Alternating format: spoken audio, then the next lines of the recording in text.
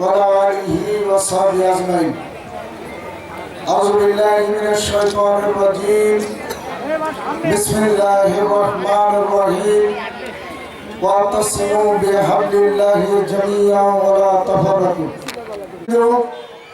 সম্মানিত সুধীমণ্ডলী, জাতির বিবেক সংগ্রামী সম্মানিত সাংবাদিকবৃন্দ, আজকে এই জনসভায় আগত উপস্থাপন করার জন্য আপনাদের দোয়া চাই, আপনাদের সমর্থন চাই।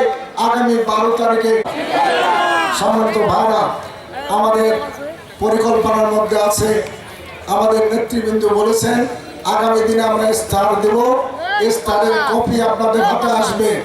এই ইস্তাহার অনুযায়ী আমাদের ওয়াদা ঠিক রেখে আগামী দিনে আমরা একটা উন্নত, একটা আধুনিক, একটা মানসম্মত মান্দা আমরা বলবো। মান্দাকে আমরা পিছিয়ে রাখতে লাগবে। আমি যখন এই বিভিন্ন এলাকা ঘুরে ঘুরে দেখি, আমাদের এখানে অনেকগুলো আদিবাসী সম্প্রদায় বাস করে। যদি আল্লাহ আমাকে এমপি বানায়, তাহলে আদিবাসীদের জন্য আলাদা শিক্ষা ব্যবস্থা বা শিক্ষা প্রতিষ্ঠান গড়ার জন্য আমি চেষ্টা করবো ইনশাল্লাহ। বেকারত্ব সমস্যা, আজকে বেকারত্ব দূর করার জন্য বেকার হাতগুলোকে কর্মের হাতে রূপান্তর করব। আমি অনেক জায়গায় বলেছি আমাদের কিছু প্রতিপক্ষের লোক করে চলব, মালদার রাস্তাঘাটের বেহাল দশা দূর করব, মালদার খাল বিলের পানি নিষ্কাশনের ব্যবস্থা করব, মালদার নদী খননের কাজ করব, মালদার বাঁধগুলো নির্মাণের কাজ করব। মালদা তো আমার মুয়াজ্জিম ভাই মাত্র 2টো ব্রিজের কথা বলেছে, আমি বলেছি মিঠাপুর থেকে আয়াপুর এই আরো কয়েকটি সহ 8 থেকে 10টা ব্রিজ প্রয়োজন। যদি বান্দায় ব্রিজ কালভার্ট হয়, তো 1 নম্বরে প্রসাদপুরের এই খেয়াঘাটের ব্রিজ আমার প্রায়োরিটি পাবে ইনশাল্লাহ। গডফাদার থাকবে না।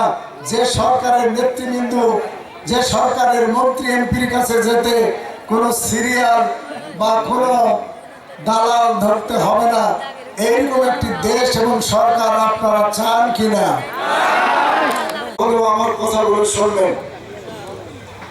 আজকে আমাদের আহ্বান, এসো একশো মানবতার বন্ধু। যে নেতা জাতি ধর্ম বর্ণ বুঝতেন না, সারা বিশ্ববাসীর মুক্তির জন্য কাজ করেছেন, তিনি হলেন মুহাম্মদ রাসূলুল্লাহ সাল্লাল্লাহু আলাইহি ওয়াসাল্লাম।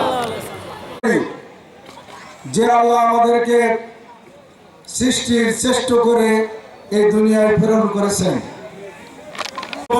আল্লাহ তাআলা কবুল করুন, বলছি আমিন।